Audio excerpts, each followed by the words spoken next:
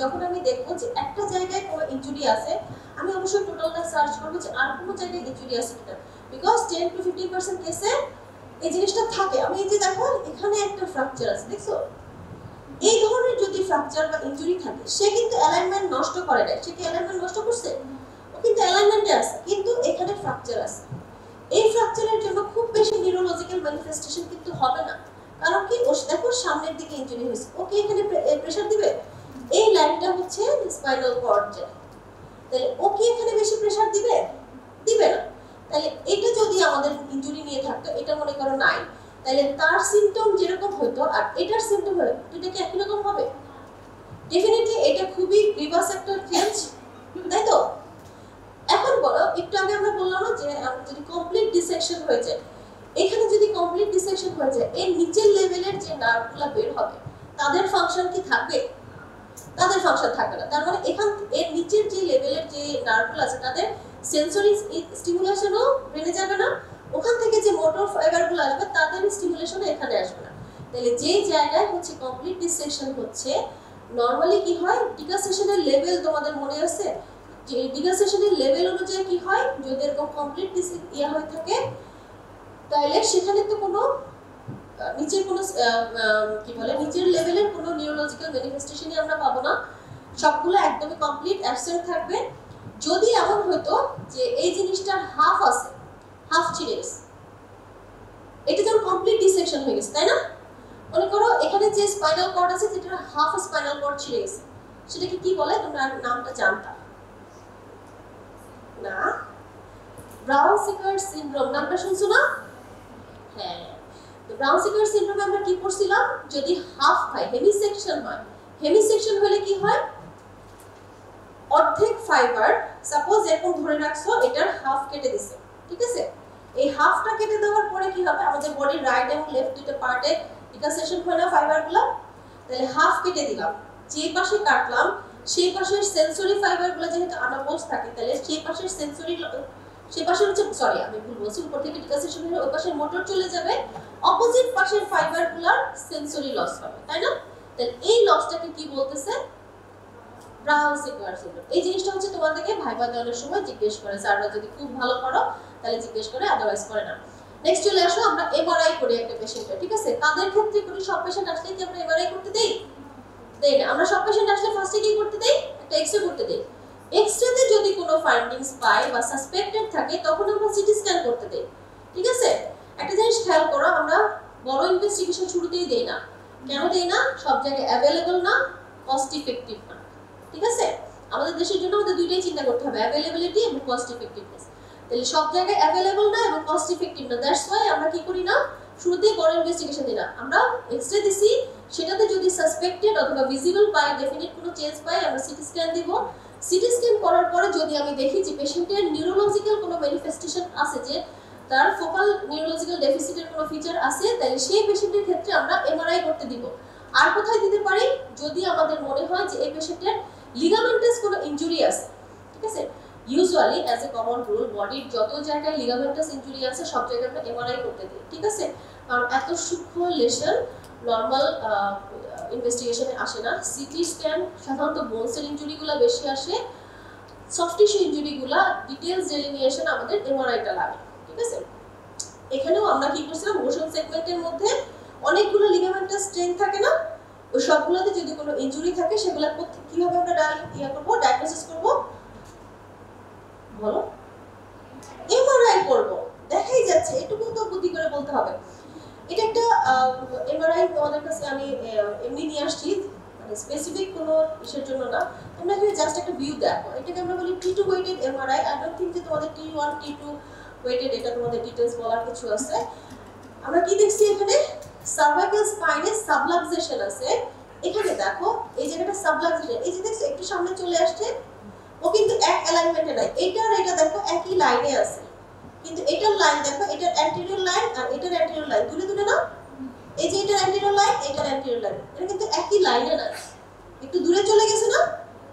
আচ্ছা, এখান থেকে ও যখন দূরে চলে আসছে, সে পিছনে দেখো একটা হেমাটোমা করছে, এখানে আলটিমেটলি ও প্রেসার দিছে না, এটা হচ্ছে স্পাইনাল কর্ড, তাহলে সে একটা প্রেসার দিছে না, তাই তো? এই যে প্রেসার প্রেসারটা দিছে তাহলে এটা কি করছে কন্টিউশন হয়েছে ঠিক আছে তাহলে এই জায়গাটায় সাবলাক্সেশন হয়েছে এই সাবলাক্সেশন হওয়ার কারণে সে এখানে কন্টিউশন করছে তাহলে এরকম যদি আমরা লেশন দেখি তাহলে আমরা টোটাল ভিউটাকে অ্যাসেস করার চেষ্টা করব কি দেখবো যে কোন কোন জায়গায় ইনজুরি আছে একটা পাইছে মানে আমাকে বুঝতে হবে আর আছে কিনা ম্যাক্সিমাম এখানে অ্যাকচুয়ালি পুরোটা দেওয়া নাই এখানে শুধু সার্ভাইকাল এরিয়া এবং আপার থোরাসিক এরিয়াটা দেওয়া আছে আমরা যখন এমআরআই করতে দেই আমরা ফুল স্পাইনাল কর্ডের একটা স্ক্রিনিং ভিউ চাই ঠিক আছে আমরা যখন কমন প্র্যাকটিসে যাই তখন আমরা ফুল একটা স্ক্রিনিং ভিউ চাই তার মানে হচ্ছে টোটাল স্পাইনাল কর্ডের একটা অ্যালাইনমেন্ট আমরা দেখতে চেষ্টা করি যে আর কোথাও কিছু আছে কিনা ঠিক আছে আচ্ছা এই জিনিসটা আমি তোমাদের কিছুক্ষণ আগে বলতেছিলাম যে আমরা যদি হচ্ছে একটা স্পাইনাল কর্ডে ইনজুরি পাই সেখানে আমরা ক্লাসিফিকেশন করতে পারি যে এটা কমপ্লিট না ইনকমপ্লিট যদি ইনকমপ্লিট হয় ইনকমপ্লিট গুলোর কিছু নাম আছে সবচেয়ে আগে তোমাদের যেটা তোমাদের জন্য ইম্পর্টেন্ট সেটা হচ্ছে ব্রাউন-সিকার সিনড্রোম বা হেমিসেকশন এছাড়া কি হতে পারে central cord syndrome anterior cord syndrome posterior cord syndrome cauda equina syndrome সবগুলোর মধ্যে থেকে তোমাদের জন্য ইম্পর্টেন্ট হচ্ছে এই হেমিসেকশন হলে এটাকে কি বলে সেটা কি ফিচার নিয়ে আসতে পারে এটা স্যাররা জিজ্ঞেস করতে পারে এই জিনিসটা অ্যাট লিস্ট মিনিমাম কিছু হলেও জানতে হবে কর্নাইকুইনাস সিনড্রোম কি because this is a surgical emergency ঠিক আছে এই পেশেন্টকে আমরা কেন সার্জিক্যাল ইমার্জেন্সি বলতেছি এই পেশেন্ট কর্নাইকুইনা কোন জায়গা থেকে আসে বলো তো কোনাস মেডুলারিসের নিচে থেকে যে টাফট অফ নার্ভ ফাইবার থাকে সেগুলোকে একসাথে বলে না কর্নাইকুইনা ইকুইনাস মানে হচ্ছে ঘোড়ার লেজের যে অংশটা যেমন হেয়ারগুলো ঝুলে থাকে না ওরকম টাফট অফ নার্ভ ফাইবার থাকে দেখে আমরা কি বলি কর্নাইকুইনা তাই তো ওগুলো অ্যাকচুয়ালি কি পায়া ম্যাটার বা ওগুলো অ্যাকচুয়ালি নার্ভ ফাইবার নিচের তো মোস্টলি হচ্ছে স্যাক্রাল এরিয়ার নার্ভ ফাইবার ওই নার্ভগুলো যখন যায় ওদের যদি কম্প্রেশন হয় তাহলে কি হবে ওরা প্যারাসিম্প্যাথেটিক কন্ট্রোলগুলো করে না প্যারাসিম্প্যাথেটিক কন্ট্রোলে বাউল ব্লাডার ইয়েগুলো কি কন্ট্রোলগুলো কি থাকবে নষ্ট হয়ে যাবে না তাহলে এই জিনিসটা ইমার্জেন্সি না ওখানে যদি কম্প্রেশন হয় এই কম্প্রেশনটা আমরা রিলিজ করাটা খুব জরুরি ঠিক আছে কারণ একটা পেশেন্ট একটা মানুষ হিসেবে চিন্তা করো যে কারো বাউল ব্লাডার কন্ট্রোল নাই তাকে তো আমি সোসাইটিতে এক্সপেক্ট করি না তাই না সে কি অ্যাকসেপ্টেবল তাহলে এটা হচ্ছে সার্জিক্যাল ইমার্জেন্সি এই জন্য এই জিনিসটা জানতে হবে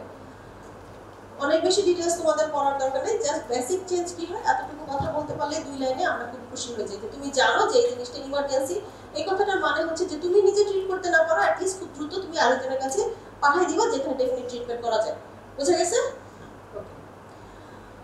আমরা একটা পেশেন্টের যদি স্পাইনাল কর্ড ইনজুরি নিয়ে আসে কি ভাবে পেশেন্টকে ম্যানেজ করব ফার্স্ট অফ অল অবশ্যই এই কথাগুলো এটা হচ্ছে ডেফিনিটিভ ট্রিটমেন্ট বলার আগে অবশ্যই মাথায় কি রাখতে হবে পলিট্রমা পেশেন্ট সো ডেফিনেটলি আমাকে কি করতে হবে এটিএলএস গাইডলাইনে যাইতে হবে ঠিক কি না একটু রেসপন্স তো করো সবাই খালি শুনতেছো একই কথা যখন বারবার বলি তোমাকে বুঝতে হবে আমি এক্সপেক্ট করতেছি যে তোমরা কিছু জানো কিনা যেটা জানতেছো সেটা বলো তাহলে হচ্ছে আমি এক্সপেক্ট করব কি যে পলিট্রমা পেশেন্ট অবশ্যই আমরা এটিএলএস গাইডলাইনে যাব প্রাইমারি সার্ভিক্যাল কি বলে এটাকে কন্টিনিউ করার পর আমি এক্সপেক্ট করব যে পেশেন্ট স্টেবল হবে হেমোডাইনামিক্যালি যদি হেমোডাইনামিক্যালি স্টেবল হয় সেক্ষেত্রে হচ্ছে আমি তার সেকেন্ডারি সার্ভেতে যাব এবং তখন আমি এখানে কি করব এই জিনিসগুলো করব তার মানে এই ট্রিটমেন্টগুলো হচ্ছে তার ডেফিনিটিভ ট্রিটমেন্ট সেক্ষেত্রে আমি কি করব কিভাবে ট্রিটমেন্ট করব সেটার বেসিক প্রিন্সিপাল আমি প্রত্যেকটা টপিকসের ডিটেইলসে যাব না তোমরা জাস্ট জেনে রাখো কারণ এর চেয়ে বেশি তোমাদের লাগবে না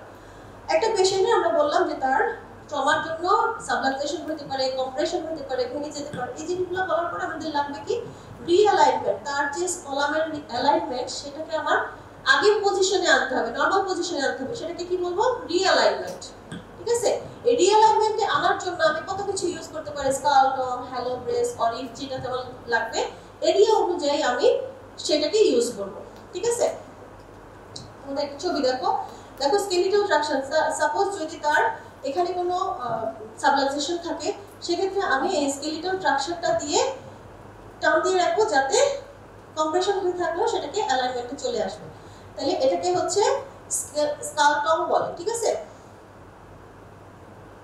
এটা হচ্ছে একটা হ্যালো ব্রেসটাকে আমরা দিয়ে ইমোবিলাইজ করে রাখছি এক্সটারনালি কারণ আমাদের বডির কিছু মুভমেন্ট আছে না ভার্টিব্রাগুলো কি হয় আমরা যেরকম করতেছি এই স্লাইডিং মাইনর কিছু রোটেটরি মুভমেন্ট আছে ফরওয়ার্ড বেন্ডিং করতেছি ব্যাকওয়ার্ড মুভমেন্ট করতেছি তাহলে এই মুভমেন্টগুলো প্রত্যেকটাকে আমি ফিক্স করে রাখতে চাই, যাতে সে অ্যালাইনমেন্টটা মেইনটেইন করে রাখতে পারে, ওখানকার যে লিগামেন্টাস ইনজুরি আছে সেগুলো হিল হতে পারে এবং পেশেন্টের স্ট্যাবিলিটিটা মেইনটেইন হতে পারে। আমাদের বেসিক তো তাই না, আমাদের ইচ্ছা তো তাই যে আমরা তার অ্যালাইনমেন্টটাকে আনবো এবং সেটা স্ট্যাবিলিটিটা মেইনটেইন করবো। শুধু অ্যালাইনমেন্টে করে ছাড়িয়ে দিলাম, তারপরে পেশেন্ট আবার যেমনটা তেমন থাকে, এটা কি আমরা এক্সপেক্ট করি? তা কিন্তু করি না। নেক্সট কি বলছি? স্ট্যাবিলাইজেশন। এই কথাটাই বলতেছিলাম যে প্রথমে আমরা অ্যালাইনমেন্টে আনবো, দেন স্ট্যাবিলাইজ করবো, ঠিক আছে? নেক্সট কি? Decompression of neural elements, directly or indirectly. কি হবে? নিউরাল এলিমেন্ট কোনটা? স্পাইনাল কর্ড বা যে কোনো নার্ভগুলো। মনে করে এখানে কম্প্রেশন হয়ে আছে, স্টাক হয়ে আছে। এখন এই জিনিসটাকে এরকম যদি বাঁকা হয়ে থাকে, ঠিক আছে, কম্প্রেশন হচ্ছে, তাকে অ্যালাইনমেন্টে আনতে হবে সোজা, যাতে তার এই কম্প্রেশনটা না হয়, ঠিক আছে? আনার পরে এটাকে আমরা মেইনটেইন করতে হবে যাতে এখান থেকে আবার এমন না হয়ে যায়, তাই না? করার পরে আমি কি করলাম? মনে করো একটু আগে একটা ছবি দেখালাম না যে ছোট ছোট ফ্র্যাগমেন্ট হয়ে গেছে হার্ট, তাই না? বোনস মনে করো ছোট ছোট ফ্র্যাগমেন্ট হয়ে গেছে। এখন এরকম অ্যালাইনমেন্টে আনার পরেও সেই ফ্র্যাগমেন্টগুলো মনে করো ঢুকে আছে, তাই ওরা তো অ্যালাইনমেন্টে আনার পর নিজে নিজে ঠিক হয়ে যায় না। আমি যখন অ্যালাইনমেন্টে আনার পরে এটা নিজে নিজে ঠিক হয়ে গেল, এটা কি ইনডিরেক্টলি ঠিক হয়েছে। নিউরোলজিক্যাল ম্যানিফেস্টেশনগুলো বা নিউরোলজিক্যাল কম্প্রেশনগুলো তার ইনডিরেক্টলি ঠিক হয়েছে। কিন্তু যখন আমি তার দেখবো যে ফ্র্যাগমেন্ট বা কিছু ঢুকে আছে, ওটা কিন্তু নিজে নিজে ঠিক হবে না, ওটাকে উঠায় আনতে হবে। এই যে আমি নিজে ওইটা অংশটাকে উঠায় দিলাম, নিজে ঠিক করে দিলাম, এটা হচ্ছে ডিরেক্ট, ঠিক আছে? তাহলে ডিকম্প্রেশন করতে হবে, যে কম্প্রেশনটা ছিল সেটাকে সরাই দিতে হবে। সেটা ডিরেক্টলি করতে পারে, ইনডিরেক্টলি করতে পারে। আরেকটা হচ্ছে কর্টিকোস্টেরয়েডস। ইউজুয়ালি মনে রাখবা যে কোনো ট্রমা পেশেন্টের ক্ষেত্রে আমরা কর্টিকোস্টেরয়েড দেই না। একটা সময় ছিল যখন আমরা, ইভেন আমি আমার ইন্টার্নের সময় অনেক দেখছি যে কর্টিকোস্টেরয়েড ইনভেরিয়েবলি ট্রমা পেশেন্ট আসলেই দিয়ে দিত, ঠিক আছে? এখন বলা হয় যে ট্রমা পেশেন্টের ক্ষেত্রে কর্টিকোস্টেরয়েডের অ্যাকচুয়ালি কোনো রোল নাই। ট্রমা পেশেন্টের ক্ষেত্রে আমরা স্টেরয়েড দিব না। কাদের ক্ষেত্রে দিব? যদি নন ট্রমাটিক স্পাইনাল কর্ড ইনজুরি আসে অথবা স্পেস অকুপাইং কোনো লেশন নিয়ে আসে, তাদের ক্ষেত্রে দিব। তাদের ক্ষেত্রে এডিমা সাবসাইড করতে এটা হেল্পফুল। বোঝা গেছে? ওকে, জাস্ট তোমাদের এই চারটা নাম বলতে হবে যে এবিসি তে কি আসবে। স্পাইনাল অ্যালাইনমেন্ট লাগবে, অ্যালাইনমেন্টের পরে আমি সেটাকে স্ট্যাবিলিটিটা মেইনটেইন করব, আর হচ্ছে ডিকম্প্রেশন করব, আর কি করব? অ্যাভয়েড করব কর্টিকোস্টেরয়েড। সেটার জন্য আমি আলাদা করে দিয়ে দেব। এখন এতগুলো জিনিস আমি ট্রিটমেন্ট করে ফেললাম, সব শেষ। এরপরে কি আসতে পারে? কমপ্লিকেশন। কি কি কমপ্লিকেশন হতে পারে? সবকিছু তো তুমি ট্রিটমেন্ট করে কারেকশন করতে পারবা না, ট্রিটমেন্ট করার কিছু টাইম লাগবে। বাই দিস টাইম কিছু প্রবলেম হয়ে গেছে, সেটা তুমি সবকিছু 100% নরমালি আনতে পারবে না, তাই না? ইভেন মিনিমাম চিন্তা করো, যখন আমরা হচ্ছে একটা কাট ইনজুরি জায়গা ঠিক করি, সেই কাট সারফেসে কখনোই কিন্তু একদম 100% আগের মতো আসে না। ম্যাক্সিমাম যদি ঠিক হয় 70% ম্যাচুরেশন হয়। অর্থাৎ যে কোলাজেন টিস্যুগুলো তৈরি হয় নতুন করে, সেগুলো কি হয়? 70% কারেকশন হয়। তার মানে তুমি এত কিছু ট্রিটমেন্ট করলা, যেগুলো অ্যালাইনমেন্টে ছিল, নরমাল ন্যাচারাল যে পজিশনে ছিল, সেটার কমপ্লিটলি তো আমরা আনতে পারবো। কিছু না কিছু কমপ্লিকেশন বেশিরভাগ ক্ষেত্রেই হয়।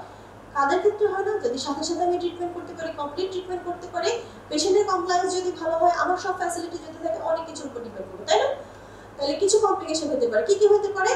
সবচেয়ে কমন হচ্ছে প্রেশার আলসার। কেন? কারণ হচ্ছে পেশেন্ট প্যারালাইজ থাকে, সে তো মুভ করতে পারতেছে না, সে তো জানে না, তাই না? আবার ট্রান্সফারের সময় যদি আমরা হচ্ছে স্পাইন বোর্ড ইউজ করি বা প্রলং পিরিয়ড তাকে স্পাইন বোর্ডে রেখেই এক্সামিন করি, তাহলে হতে পারে। এছাড়া কি হতে পারে? Pain and spasticity. কাদের ক্ষেত্রে হয়? আপার মোটর নিউরন লেশনের ক্ষেত্রে বেশি হয়। কমপ্লিট ট্রান্সেকশন হয়ে গেছে, ঠিক আছে? তার নিচের অংশে কি অবস্থা থাকবে, তাই না? অটোনমিক ডিসরিফ্লেক্সিয়া থাকতে পারে। আমরা যে বললাম যে কর্ডাইকুলার সিনড্রোম, সেখানে কি হলো? তার রিফ্লেক্স বা যে অ্যাক্টিভিটিগুলো ছিল সেগুলো লস হচ্ছে, যার কারণে তার বাউল ব্লাডার হ্যাবিট কিন্তু কন্ট্রোলে আর থাকতেছে না, ঠিক আছে? এছাড়া নিউরোলজিক্যাল ডিটেরিওরেশন থাকতে পারে, ডিভিডি থাকতে পারে। ডিভিডি কেন থাকে? পেশেন্ট প্রলং বেড রেস্টে থাকে। নাম্বার 2 হচ্ছে আমরা বলতেছিলাম যে তার ভেসোমোটর টোনটা নষ্ট হয়ে গেছে। যখন এটা ফ্ল্যাবি অবস্থায় আছে, ডাইলেটেড অবস্থায় আছে, ওগুলো সেটেল ডাউন হবে না। যখনই ফ্লোটা নরমাল থাকবে না, সেটেল ডাউন হবে, ওখানে মাইনিউট কোয়াগুলেশন হবে না, ছোট ছোট ছোট ছোট ক্লট তৈরি হবে না। এই থ্রম্বাসগুলো যে বিভিন্ন জায়গায় এম্বুলাস তৈরি করতে পারে, অথবা ওই এরিয়াতে লোকালাইজ থ্রম্বোসিস হিসেবে থাকতে পারে, যে ডিপ ভেন থ্রম্বোসিস হিসেবে প্রেজেন্ট করতে পারে। অস্টিওপোরোসিস হবে। কেন হয়? কেন হয়? মোস্ট অফ দ্য টাইম আমরা একটা ডিসিউজ অ্যাট্রফির কথা বলছিলাম না, আমাদের বোনসগুলো সবসময় ওয়ার এন্ড টিয়ারিং প্রসেসের মধ্যে থাকে। কেন? কারণ মাসেল কন্ট্রাকশন হয়, মাসেল পুলের কারণে ওদের পেরিওস্টিয়াল এলিভেশন হয়, নতুন করে ওখানে বোন ফর্মেশন হয়, নতুন করে আবার যখন ক্যালসিয়াম ওয়াশ আউট হয় ওই জায়গাটা আবার ফিল আপ হয়ে যায়। এই পেশেন্টের কি হচ্ছে হচ্ছে না, এটা কমন মেকানিজম। এছাড়া হেটারোট্রফিক ক্যালসিফিকেশন হতে পারে, যেখান থেকে ক্যালসিয়ামগুলো উইথড্র হচ্ছে বডির বিভিন্ন জায়গায় যে জমা হতে পারে না, ডিস্ট্রফিক ক্যালসিফিকেশন, মেটাস্ট্যাটিক ক্যালসিফিকেশন করছো না তোমরা, ওগুলো হতে পারে। এছাড়া কন্ট্রাকচার হতে পারে, কারণ কি বিভিন্ন জায়গায় যে মাসলগুলো প্যারালাইসিস হয়েছে অথবা অ্যাবনর্মাল কন্ট্রাকশন হয়েছিল, যে অবস্থা ছিল ওই জায়গায় হয়েছে অ্যাট্রফি হয়েছে, কোনো কারণে ব্লাড অথবা নার্ভ সাপ্লাই ঠিক মতো ছিল না, তখন ওখানে কন্ট্রাকচার তৈরি হতে পারে। ঠিক আছে, তাহলে এতগুলো কমপ্লিকেশন হতে পারে, এই জিনিসটা আমাদের মাথায় রাখতে হবে। ঠিক আছে, আমাদের আজকে হচ্ছে ট্রমাটিক নিউরোসার্জারি শেষ। নেক্সট ক্লাস থেকে আমরা নতুন টপিক শুরু করব। ঠিক আছে, কোনো কোশ্চেন আছে? ওকে, থ্যাংক ইউ।